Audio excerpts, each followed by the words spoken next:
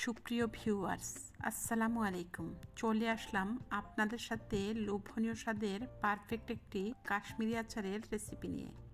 তো যারা এই আচারটি খেয়েছেন তারা নিশ্চয় জানেন এই আচারটা খেতে কতটা টেস্টি হয়। আর আজকের এই আচারটি আমি টিপস এবং ট্রিক্স সহ পুরোটাই আপনাদের সাথে শেয়ার করেছি। তো আশা করছি যারা নতুন রাঁধুনি তাদের কাছে আমার আজকের এই রেসিপিটি খুব বেশি উপকারী হবে। তাহলে চলুন কথা না বাড়িয়ে শুরু করা যাক। তো কাশ্মীরি আচারটা তৈরি করার জন্য প্রথমে আমটাকে বাছাই করে নিতে হবে। কিছুটা আটি শক্ত হতে শুরু করেছে, এরকমই আম কিন্তু কাশ্মীরি আচার তৈরি করতে আমার লাগবে। তো যেহেতু আটিটা অনেকটা শক্ত হতে শুরু করেছিল, সেজন্য আমি বটি দিয়ে আমগুলোকে কেটে নিয়েছি এবং খুব ভালোভাবে ধুয়ে পানিটাকে মুছে নিয়েছি। তো প্রত্যেকটা আমকে আমি 6 টুকরো করে কেটে নিয়েছি। তো আপনারা চাইলে 4 টুকরো অথবা 6 টুকরো করেই কেটে নেবেন, এর চাইতে বেশি ছোট করতে যাবেন না। এছাড়া নিয়েছি 6 থেকে 7টি শুকনো মরিচ, এগুলোকে আমি গুল গুল করে কেটে নিয়েছি এবং এর ভেতরের বিচিটা কিন্তু বের করে নিতে হবে। আর এই কাশ্মীরি আচারের আরও একটি ইম্পর্টেন্ট ইনগ্রিডিয়েন্টস হচ্ছে আদা। তো আদাটাকে আমি জুলিয়ান কাট করে কেটে নিয়েছি আর এখানে 1.5 টেবিল চামচের মতো আদা আছে। এবারে সবচাইতে ইম্পর্টেন্ট বিষয় হচ্ছে যতটুকু আম নেবেন সেই মেজারমেন্ট অনুযায়ী চিনিটাকে অ্যাড করে দিতে হবে। তো আমার এখানে 1.5 কাপের মতো আম ছিল, সেই অনুপাতে আমি 1.5 কাপ চিনি এখানে ব্যবহার করছি। তারপর আমি স্প্যাচুলা দিয়ে নেড়ে চেড়ে আমটাকে ঢেকে রাখবো। আর এখানে কিন্তু কোনো পানি ব্যবহার করা যাবে না, আমের ভেতর থেকে কিন্তু চিনিটা গলে গিয়ে অনেকটা পানি বের হয়ে যাবে। তবে এটি অবশ্যই সময় সাপেক্ষ ব্যাপার, কোনো অবস্থায় ধৈর্যহারা হলে চলবে না। তো ঠিক 15 মিনিট পর আমি একটু চেক করে নিয়েছি, আস্তে আস্তে কিন্তু চিনিটা গলতে শুরু করেছে। আবারও ঠিক আধা ঘন্টা পর আমি ফিরে আসলাম আর দেখুন চিনিটা কিন্তু গলতে শুরু করেছে।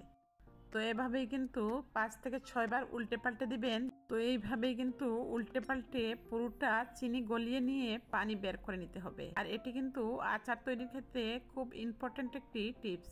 আর কেন সেটা আমি বলছি অবশ্যই আচার তৈরি করতে করতে আপনাদেরকে বুঝিয়ে দিব। এবারে ঠিক 1 ঘন্টা পর দেখুন আমের ফাইনাল লুকসটা, ভেতর থেকে কিন্তু অনেকটাই পানি উঠে এসেছে। এই পর্যায়ে কিন্তু কাশ্মীরি আচার তৈরি করার জন্য আমটা রেডি হয়ে গেছে।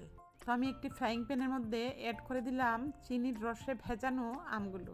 আর চুলার আঁচটা কিন্তু এই পর্যায়ে প্রথমে মিডিয়ামে থাকবে। তারপর আমি এতে অ্যাড করে দিয়েছি জুলিয়ান কাট করে রাখা আদা এবং শুকনো মরিচটা। তো শুকনো মরিচের ভেতর থেকে কিন্তু কোনো জাল বের হবে না। এই পর্যায়ে আমি এতে অ্যাড করে দিলাম ধনিয়া গুঁড়া 1/4 চা চামচ এবং ভাজা জিরের গুঁড়ো 1/4 চা চামচ। তো যে কোনো মিষ্টি খাবারে লবণটা দিলে খেতে বেশি ভালো লাগে, সেই জন্য আমি 1/4 চা চামচ করে বিট লবণ এবং খাবার লবণ অ্যাড করে দিলাম। তো আপনাদের হাতের কাছে বিট লবণটা না থাকলে শুধু খাবার লবণ 1/2 চা চামচ অ্যাড করে দিবেন। তো এটিকে আমি 20 মিনিটের জন্য ঢেকে রেখে দিলাম। সেই ফাঁকে আমি 1 টেবিল চামচ সিরকার মধ্যে অ্যাড করে দিচ্ছি অরেঞ্জ ফুড কালার কয়েক ফোঁটা। তো ফুড কালারটা কিন্তু সম্পূর্ণই অপশনাল, আপনারা চাইলে স্কিপ করতে পারেন, তবে সিরকাটা কোনো অবস্থায় স্কিপ করা যাবে না যদি আপনি সংরক্ষণ করতে চান। এবারে আমি ঠিক 20 মিনিট হয়ে গেলে এই ফুড কালার মিশ্রিত সিরকাটাকে অ্যাড করে দিব। তো আমি ঢাকনাটা সরিয়ে প্রথমে স্প্যাচুলা দিয়ে নেড়ে চেড়ে দিচ্ছি। আচারটা কিন্তু তৈরি হতে শুরু করেছে। তো ফুড কালার মিশ্রিত সিরকাটাকে অ্যাড করে দিয়ে আবারও আমি স্প্যাচুলা দিয়ে নেড়েচেড়ে মিশিয়ে নিচ্ছি, যাতে সব দিকে সিরকা এবং ফুড কালারটা মিশে যায়। এই পর্যায়ে আমি চুলার আঁচটা মিডিয়াম টু লোতে রেখে আরও 20 মিনিটের মতো জাল করে নিয়েছি। তো ঠিক 20 মিনিট পর ফিরে আসলাম। ফাইনালি আমার আচারটা কিন্তু তৈরি হয়ে গেছে। তো আচারটা হয়েছে সেটি কেমন করে বুঝবেন? যখন দেখবেন আমগুলোতে ট্রান্সপারেন্ট কালার কিংবা গ্লাসি গ্লাসি একটা ভাব চলে এসেছে, তখনই বুঝে নেবেন আচারটা তৈরি হয়ে গেছে। দেখুন আমার আচারটা কিন্তু পারফেক্টলি তৈরি হয়ে গেছে। আর এবারে আমি বলে দিচ্ছি কেন আমি 1 ঘন্টার জন্য চিনি দিয়ে ঢেকে রেখেছিলাম এবং এর ভেতর থেকে পানিটা বের করে নিয়েছিলাম। এই চিনিতে ভিজিয়ে রাখার ফলে যেটা হয়েছে, এক টুকরো আমও কিন্তু ভেঙে যায়নি। তো আমি চুলাটা বন্ধ করে দিয়েছি। তো এর চাইতে বেশি পানি শুকাতে যাবে না, ঠান্ডা হয়ে গেলে পানি অনেকটাই শুষে নেয়। তো আমি 10 মিনিটের জন্য ঢেকে রেখে দিব। তারপর আমি সার্ভিং প্লেটে সার্ভ করে আপনাদেরকে দেখিয়ে দিচ্ছি।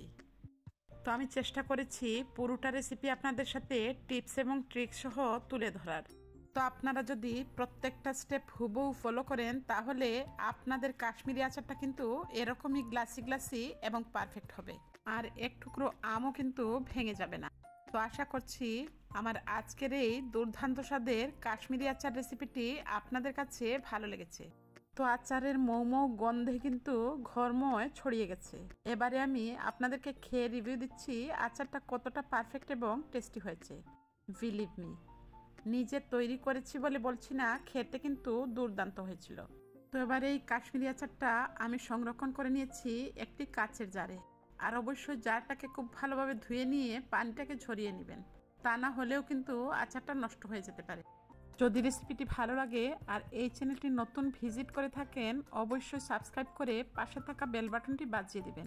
আর যদি এই রেসিপিটি আপনাদের খুব বেশি ভালো লাগে, ইচ্ছে হলে ফ্রেন্ডস এবং ফ্যামিলির সাথে শেয়ার করে অন্যকে দেখার সুযোগ করে দিতে পারেন।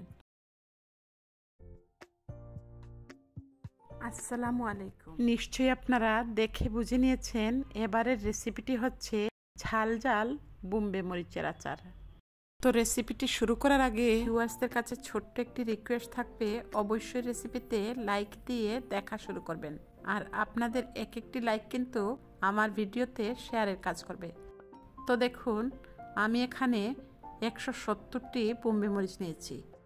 তো অফ স্ক্রিনে আমি বোম্বে মরিচের ডাঁটাটাকে ছাড়িয়ে নিয়ে পানি দিয়ে খুব ভালোভাবে ধুয়ে নিয়ে পানিটা ঝরিয়ে নিয়েছি। আর এখানে কাঁচা পাকা মিলে 170টি বোম্বে মরিচ আছে। আর আচারটা তৈরি করার জন্য আমি এখানে আস্ত 4টি রসুন নিয়েছি। তো এগুলোর খোসাটাকে আমি প্রথমে ছাড়িয়ে নিব। তো অফ স্ক্রিনে আমি 4টা রসুনের খোসাই ছাড়িয়ে নিয়েছি এবং ধুয়ে পরিষ্কার করে নিয়েছি। আর এখানে মেজারমেন্ট কাপের প্রায় 1.5 কাপের মতো রসুনের কোয়া হয়েছে। এছাড়া এই রসুন এবং বোম্বে মরিচ ছাড়া আমার আর যা লাগছে, আমি এখানে নিয়েছি আস্ত 5 ফোড়ন 2 টেবিল চামচ, সরিষা নিয়েছি 1 টেবিল চামচ এবং শুকনো মরিচ নিয়েছি 10 থেকে 12টি। তো অফ স্ক্রিনে আমি এগুলোকে হালকা টেলে নিয়ে গুঁড়ো করে নিব। এবারে লোভনীয় আচারটি তৈরি করার জন্য আমি একটি ফ্রাইং প্যান বসিয়ে দিলাম এবং এতে অ্যাড করে দিচ্ছি 1/2 কাপের চাইতে একটু বেশি সরিষার তেল। এবারে যখন তেলটা গরম হয়ে এসেছে, অ্যাড করে দিলাম রসুনের কোয়াগুলো। তারপর আমি স্বাদ মতো লবণটা অ্যাড করে দিলাম। তো স্প্যাচুলা দিয়ে নেড়ে ছেড়ে অনবরত রসুনটাকে 1 মিনিটের মতো কষিয়ে নিয়ে আগে থেকে গুঁড়ো করা মশলার মধ্যে অর্ধেকটা অ্যাড করে দিলাম। তো এগুলো যখন আরও 1 মিনিটের মতো মিডিয়াম আঁচে ভেজে নিয়েছি, তারপর আমি বোম্বে মরিচটা অ্যাড করে দিয়েছি। তো চুলার আঁচ মিডিয়ামে রেখে আমি স্প্যাচুলা দিয়ে অনবরত নেড়ে ছেড়ে রসুন এবং মশলার সাথে বোম্বে মরিচটাকে খুব ভালোভাবে মিশিয়ে নিলাম। তারপর আমি একদম স্লো কুক করে নিব 3 থেকে 4 মিনিটের মতো, যাতে তেলটা খুব ভালোভাবে মরিচের ভেতরে ঢুকে যায় এবং মরিচগুলো সফট হয়ে যায়।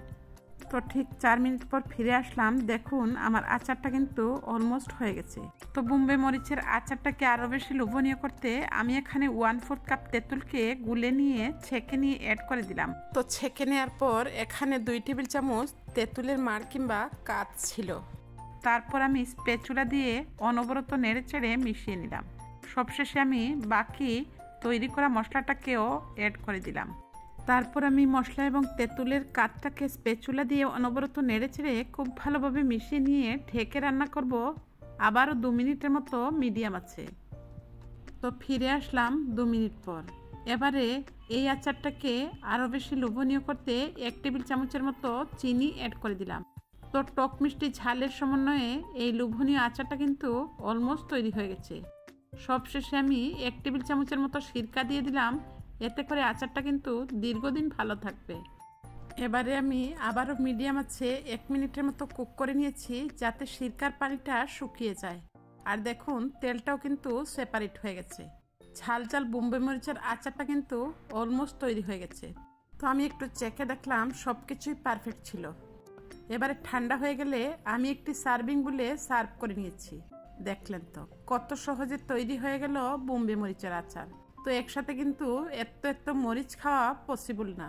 আর এইভাবে যদি আচার তৈরি করে রাখেন, মরিচটা কিন্তু নষ্ট হওয়ার পসিবিলিটিও কমে যায়। আর তৈরি করে নিলে কিন্তু আপনি চাইলে ফ্রিজের নর্মাল পোর্শনে রেখে 1 বছর পর্যন্ত খেতে পারবেন। তো এই বোম্বে মরিচের আচারটাকে সংরক্ষণ করার জন্য আমি কাচের বুয়ম নিয়েছি এবং বুয়মটাকে কিন্তু ধুয়ে নিয়ে পানিটা খুব ভালোভাবে ছড়িয়ে নিয়েছি। কোনো অবস্থায় বুয়মের ভেতরে পানি থাকা যাবে না, এতে করে কিন্তু আচারটা ভালো থাকবে না। বেশ, তৈরি হয়ে গেল টক মিষ্টি এবং ঝালের সমন্বয়ে জিভে পানি আসার মতো দুর্দান্ত স্বাদের লোভনীয় বোম্বে মরিচের আচারের রেসিপি। তো আমার মতো যারা ঝাল পছন্দ করেন, আশা করছি তাদের কাছে আমার আজকের এই বোম্বে মরিচের আচারটি খুব বেশি ভালো লাগবে। আজকের এই বোম্বে মরিচের আচারের রেসিপিটি যদি আপনাদের ভালো লাগে, ইচ্ছে হলে সাবস্ক্রাইব করে পাশে থাকা বেল বাটনটি প্রেস করে দিতে পারেন, যাতে যে কোনো রেসিপি দেওয়া মাত্র নোটিফিকেশন আকারে আপনার মোবাইলে পৌঁছে যায়। আর যদি খুব বেশি ভালো লাগে, ফ্রেন্ডস এবং ফ্যামিলির সাথে শেয়ার করতে পারেন। নেক্সট রেসিপি অথবা ব্লগ দেখার আমন্ত্রণ জানিয়ে আজকের মতো বিদায় নিচ্ছি। আল্লাহ হাফেজ, আসসালামু আলাইকুম।